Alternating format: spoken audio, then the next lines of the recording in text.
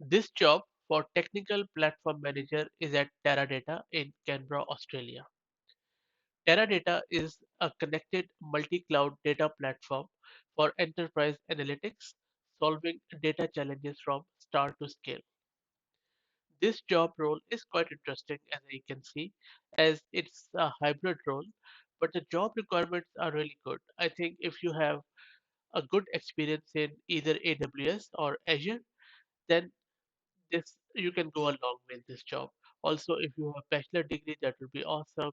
Plus, if you have some core system administration, tooling experience, exposure to basic network protocols, cloud security, and compliance, that would be a plus.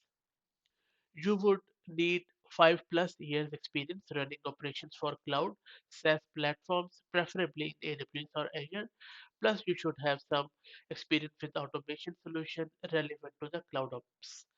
If you have any good exposure to any ITSM tool, that would be awesome. But more importantly, you should have um, experience in managing a cloud operation specialist team with a focus on customers 24 by 7.